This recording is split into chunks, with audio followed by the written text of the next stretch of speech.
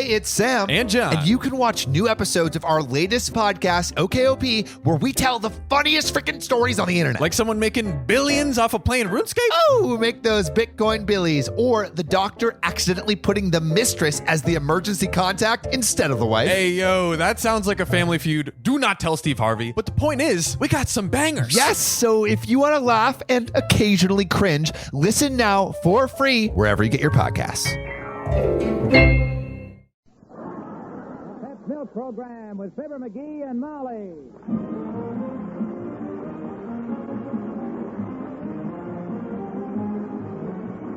The first evaporated milk, Pet Milk, presents Fibber, McGee, and Molly with Bill Thompson, Gail Gordon, Arthur Q. Bryan, L.V. Allman, and me, Harlow Wilcox. The show is written by Don Quinn and Phil Leslie and directed by Max Hutto with music by the King's Band and Billy Mills Orchestra.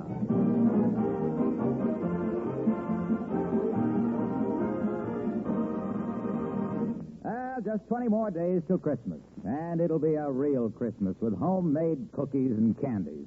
And do you know that with Pet evaporated milk, you can make the most delicious Christmas cookies and candies you ever tasted? That's because Pet milk is double rich. Whole milk concentrated to double richness by evaporation. Made with Pet milk, those holiday cookies and candies cost less, too, because Pet milk, rich as it is, costs less generally than any other form of milk. Right now, your grocer is featuring Mary Lee Taylor's special holiday recipes. So tomorrow, go to your favorite grocery store and help yourself to one of the handy Pet Milk recipe folders for Christmas cookies and candies. And while you're there, get several cans of Pet Milk for making those good things extra good and for less money. That's Pet Milk, the first evaporated milk. Get some at your grocer's tomorrow.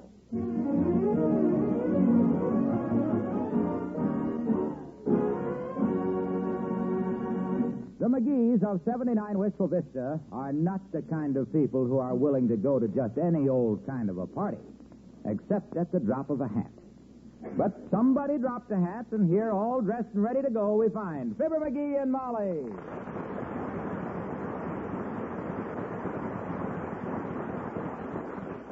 Tell me, dearie, how did Mayor LaTrivia happen to ask us over for dinner tonight?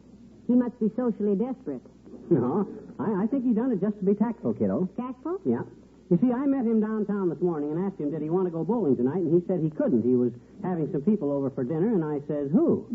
And he says, oh, just a few friends. And I says, well, that's wonderful. What time? And he says, about 7. And I says, shall we dress? And he says, it might be a good idea. It's a cold day. And I says, okay, boy, we'll be there.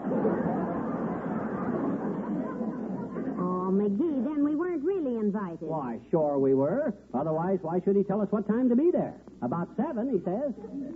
You forced him to say that. Huh? Call him up and tell him we can't be there. Look, Tootsie, the trouble with women is they don't have a logical mind. If we weren't invited to this fish fry, then why should we say we can't come?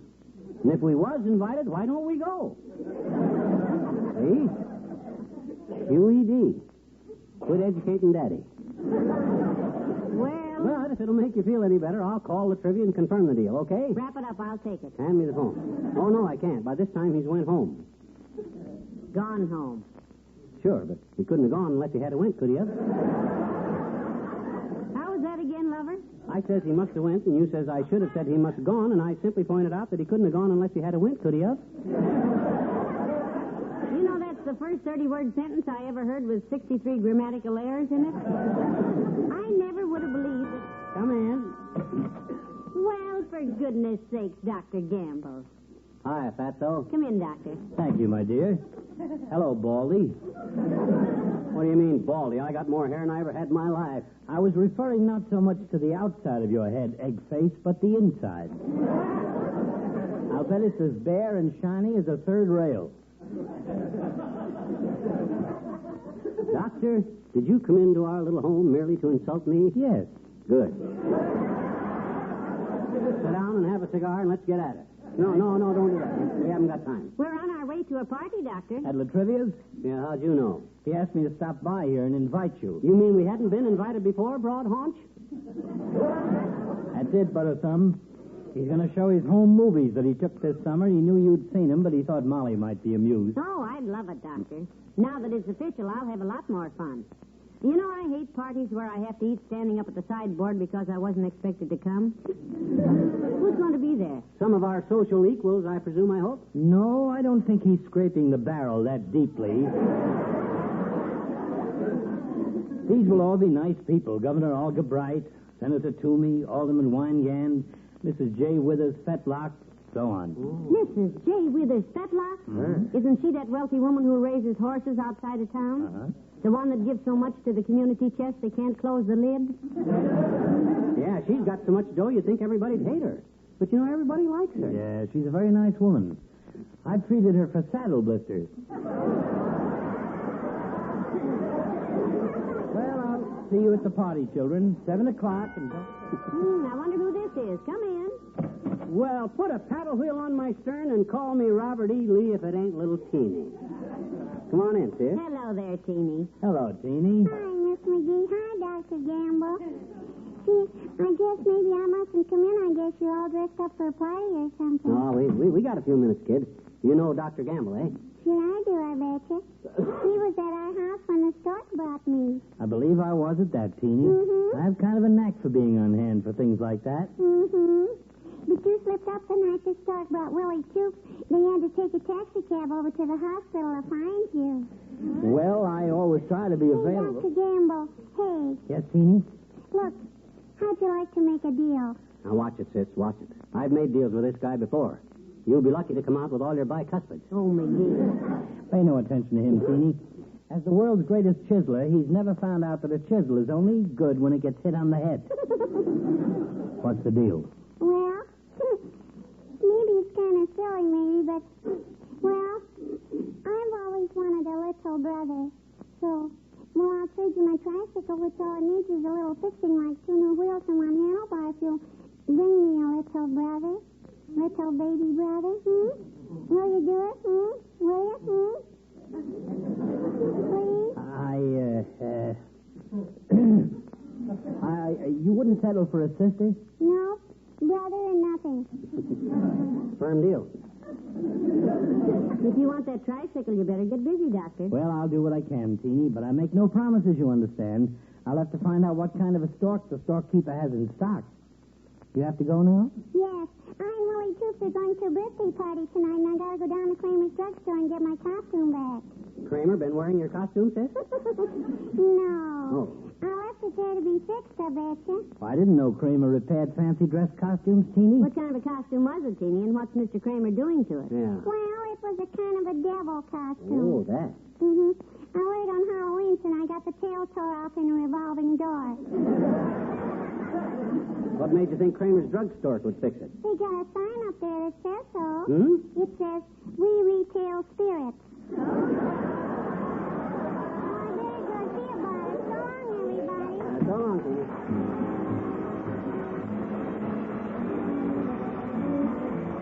Billy Mills and the orchestra, and The Best Thing for You.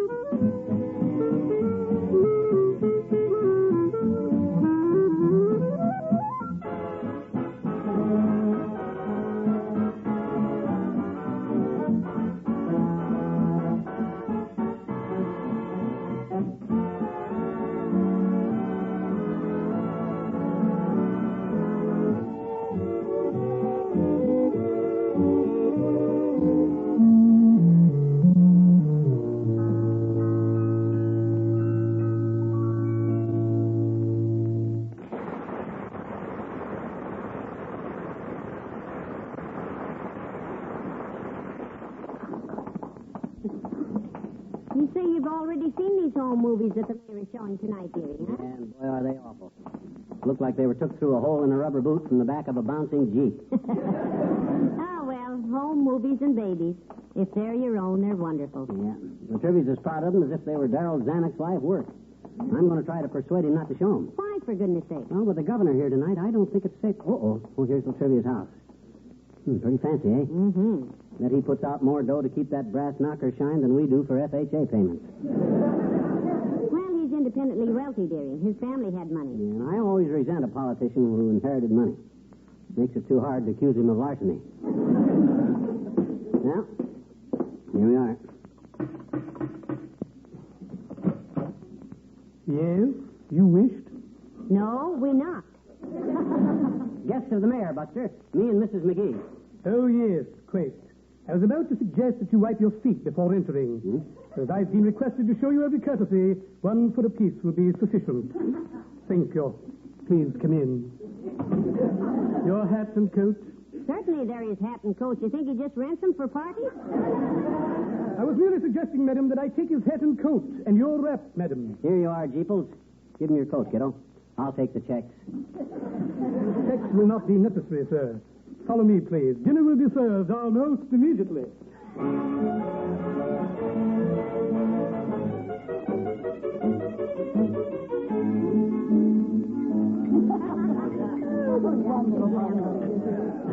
Boy, that was good cherry cobbler. Wasn't it, Mrs. Fetlock? Don't know, Mr. McGee. I never eat sweets. Oh. Throws me off my feet. I can't go the distance. Oh. Looks like you could use a few early morning workouts yourself. Ever cluck yourself for a quarter mile? No, just for the short sprint. Like to the dinner table and back. Hey, Molly, you met Mrs. Fetlock? Yes, indeed. She's invited us out to her farm one of these days, and I'd love to go. You do that, Molly, do that. It's only about 5 miles and 3 furlongs past the old brewery. You and your groom come on out and put on the feed bag with me any day at all. About 1 o'clock is post time for the parade to the manger. Wow. Put us down as an entry, sis. Speaking of eating, Molly, I've been watching your boy's performance tonight, and I'd give him a 20,000-calorie handicap with no apprentice allowance. He busted out of the gate with a fork in each hand, moved over to the rail with knife and spoon, went into the back stretch with gravy flying, and come under the wire leading by 3 cherry cobblers.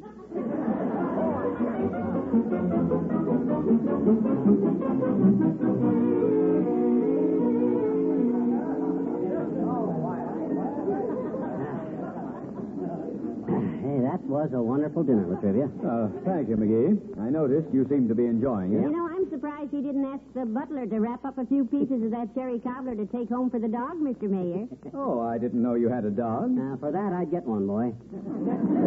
That cherry cob. Oh, hey, look, about them movies of yours, LaTrivia. Take my advice and whatever you... Mayor, the one on the phone. Oh, thank you very much, Wilcox. Excuse me, folks. Hey, LaTrivia, take my advice and don't show them movies. Nice party, isn't it, Mr. Wilcox? McGee helped Mr. Wilcox set up the projector. Oh, no, thanks, pal. I can handle it Oh, myself. let me give you a hand, Junior. There's very little to know about a movie projector that I'm thoroughly familiar with. Here, I'll be glad to give you a hand. Careful, McGee, you'll drop it. Don't worry, I know what I'm doing. Dear. Boy, am I clumsy. Busted, is it, Junior? Can't show the movies? No, it seems to be all right, pal. These are very sturdy machines. I'd better carry it myself, though. You plug this cord into the light socket. Even you can handle that. What odds are you giving? How'd you get to be such an expert with a movie projector, Junior? At the office, we show Pet Milk films to the salesman every week. Oh? Had a dandy double feature this afternoon. The first one was titled Stir Crazy, or You'll Go Mad About Pet Milk in Your Coffee. Sounds like quite an epic. How did the critics rate it? It was rated Evapo. Evaporated. Nelly.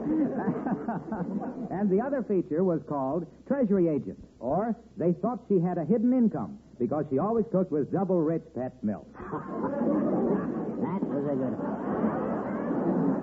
Well, what was the picture about, Junior? Let's go all the way with this. You know, conditions are perfect. New sponsor, cooperative comedian, Gabby announcer, short script. Tell us, boy. Well, it's about a housewife who thinks her husband is suspicious of her. Yeah? Yeah, he goes to work late, dashes home early, Yes. hangs around the house. Yes. But it turns out that since she started cooking all his favorite family dishes with double-rich pet milk, he just hates to leave home. It's an Academy Award picture, or my name isn't Georgia Diefendorfer. Well, go on, Milky. Carry on with your name. Okay. Well, this little housewife, like millions of good cooks everywhere, loves to use pet milk, especially in making candies and cookies and desserts, because it's made double rich by evaporation. And it's so nourishing and economical. Well, now that we've heard all about the way you do things... And knowing that pet milk is so rich that they can use half pet, half water, or where the recipe calls for cream, they can use pet milk as is and get such delicious, satisfying, wholesome results. And now that I've put my plug in, you take this one and find a wall outlet, will you? Okay. Well, come on, Molly. Help me find a plug. This projector... Oh, hi, Doc. How you doing? Hello, Cobbler Gobbler. You leaving, Doctor? Yes, I just got a call from the hospital. One of my former patients dropped in and wanted to pay me for an operation. Oh. The bill is only 3 months past due, so they're holding him for observation. Maybe post-operative shock, but he's probably just drugged. I'll be back later if I can. Hey, LaTrivia, I've got to leave now, but I wish... Well, plug in the movie machine, McGee. I'm anxious to see the picture. Oh, I'm not. If I could get a word in edgeways with the trivia about these movies, I'll bet, by gosh, oh, good, here he comes. Who's the distinguished man with him? I don't With the know. red ribbon across his chest and all the merit badges. I don't know. Merit badges. Oh, I suppose he's some guy... Ah, there you are, McGee. Molly, I don't think you and McGee have met the Flagerian ambassador. Mr. Pravdovsky, Mr. and Mrs. McGee. Oh, hi, Mac. How do you do, I'm sure? I take very deep pleasure to say how do you do. For a case like this, madam, I kiss the hand. Oh, my goodness, that tickles. And for you, sir, I took your fist in my fist and we shook. Da. Mr. Pravdovsky is a great statesman in his own country. Oh, is that so? Yes, he's so beloved by his people, they've only tried to assassinate him 5 or 6 times. It sounded to me like they were trying very hard. Well, how are things back home, Si? Back home in Flageria, sir, things is not so hot. Yeah? Everything is again. Nothing is for. Oh? For every citizen of Flageria, we are watching him for secret policy. Pretty soon, if everything goes good, we have 6 policy for every citizen. Then 7, then 10, then no citizens. Everybody's policeman. Then I go back, run for president, shoot all policemen, then everybody's citizen again, and we start over. Very sensible. How do you like America, sir? America's a wonderful place to be living in it. Here is not always looking over shoulder. In Flageria is not knowing when he's walking feet frontward and face backward, or we see worse.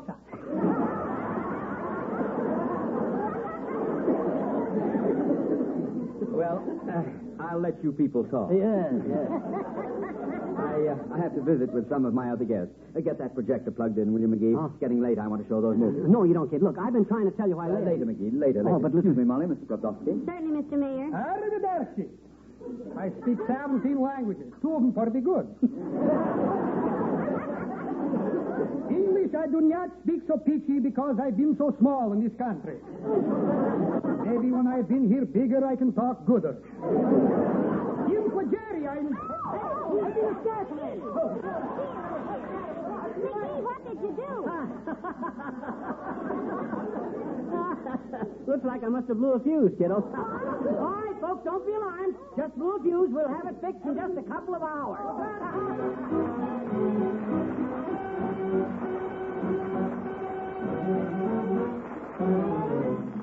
Rudolph the Red-Nosed Reindeer with the King's Men and Teeny. This is the story of the reindeer, a super extraordinary reindeer. He wasn't what a reindeer ought to be, for he had one peculiarity. Go on, Teeny, you tell 'em. Okay, fellas, I'll tell 'em. Rudolph the red-nosed reindeer had a very shiny nose. And if you ever saw it, you'd even say it glowed. All of the other reindeers used to laugh and call him names. They never let poor Rudolph join in any reindeer games. On one foggy Christmas Eve, Santa Claus walked this way. Then he cried, Without a guiding light, old Saint Nick won't ride tonight. "It's been a long day, Rudolph. Galloping, galloping, galloping through the starry night. light. Lighting the way before him with his little nose so bright. Then Santa Claus shouted, Rudolph, please guide us on our way. And the reindeer shouted, Rudy, come along, we'll let you play. So Dasher and Dancer and Prancer and Vixen and Comet and Cupid and Donner and Blitzen away. goodbye, Rudolph. Folks that play, hey, hey, hey. Rudolph the red-nosed reindeer. Brighter than a neon sign. There used to be 8 reindeer. Now there always will be 9. Now don't you worry if you should see stormy weather on Christmas Eve. Santa will find his way to you. Cause Rudy's equipped with radar, too. Rudolph the red-nosed reindeer. Twinkle, twinkle on your way. Everybody loves that reindeer. Cause Rudolph saves the day. For little children. Yes, Rudolph the red-nosed reindeer saves the day. That's the end of the story, Alberta.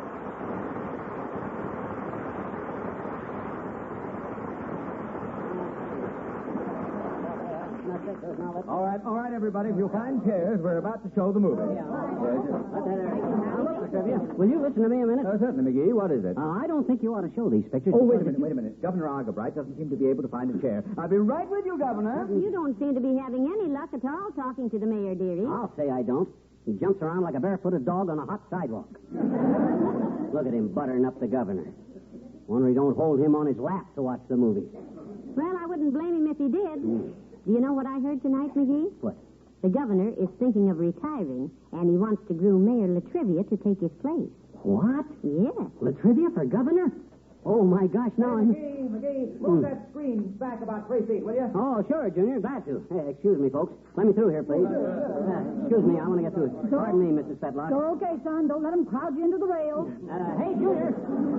Let me know when I got it moved back far enough so that you... Watch it, McGee, watch it. You're going to hit the What'd you window. say, Molly? Am I about to... No, just a minute, folks. Please, don't go away. Governor, let me get your overcoat. There's a bad draft from that broken window. Oh, you have to leave anyway. Oh, I'm sorry, but this little series of minor accidents... Oh, do you have to go home too, Mrs. Batlock? I'm sorry. McGee. Wait a minute, I'm sure we get the door. McGee. Did you break that window and tear that movie screen on purpose? Well, you see, Tootsie... Oh, hi, LaTrivia. Everybody gone home but us? Yes, thanks to your ham-handed, astigmatic, butterfingered clumsiness. Do you realize what your left-footed stupidity has done to me politically? Sure. The governor's quitting, and he wants you to take his place before the chair cools off. Am I right? Yes. Right. And what do you suppose are my chances now, McGee? You blundering idiot. Your chances are a lot better now than if the governor had seen them movies. What do you mean by that? Look, boy, I've seen them pictures. Huh? I even took some of them. I took some pictures of you and other people. Yeah? Don't you remember? Remember the fat little guy that kept hanging around and making dollar bets with you all summer? Yes, Last I summer? remember. All Yes. summer? Yes, all summer. Bets like which sparrow would leave the telephone wire first? Hmm? Will Senator Taft join the CIO? Little bets like that there? Yes. Remember And that? as I remember, you always won them, Mr. Mayor. Well, of course I did. They were very silly wagers. And Mr. Jones always paid me, too. Who, LaTrivia? Mr. C.O. Jones, the millionaire ball-bearing manufacturer.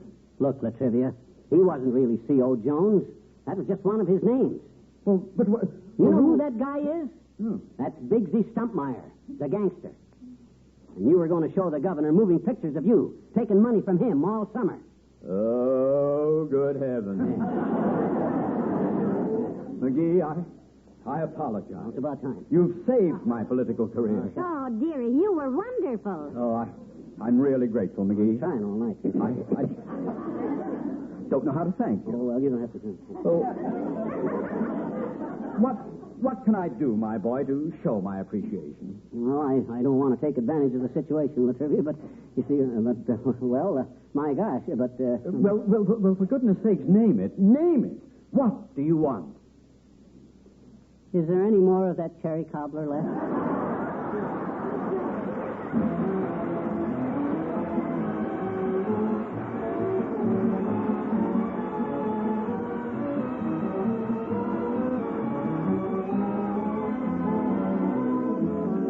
Fibber and Molly will return in a moment. Isn't it true that you can have more fun and get more done when you feel good? You bet it is. And one food that helps keep you feeling fine is good whole milk, the kind you get in double rich form when you get Pet evaporated milk. Yes, double rich, because Pet milk is sweet country milk concentrated to double richness. That's why from just a pint of Pet milk, you get the same amount of nourishing whole milk substances that you get from a quart of ordinary bottled milk. And that's why, when you use Pet milk for preparing favorite foods, you're giving your family extra amounts of the protective substances that help to keep them feeling their best. So when it's milk you need, don't get just any kind of milk. Get Pet milk, the first evaporated milk.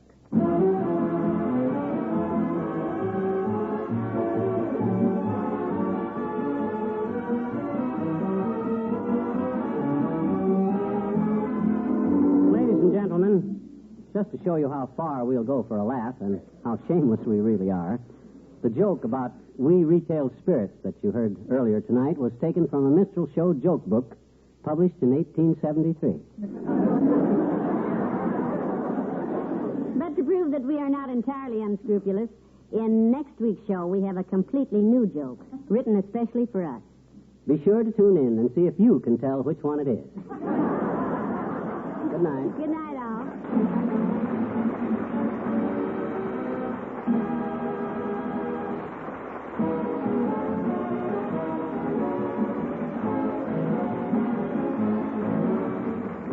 The first evaporated milk, Pet milk, brings you Fibber, McGee, and Molly each week at this time. Be with us again next Tuesday night, won't you?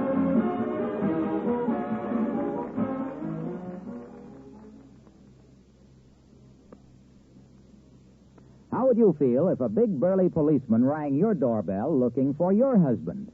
Well, that's what happens to Sally Carter in the Story of the Week on Pet Milk's Mary Lee Taylor program next Saturday morning. And what husband Jim Carter did to cause him to almost land in jail makes this one of the most hilarious of the Sally Carter series.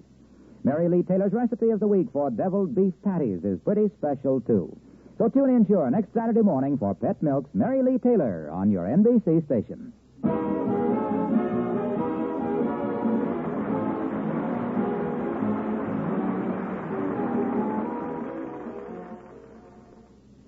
Steve Wilson combats crime next on Big Town on NBC.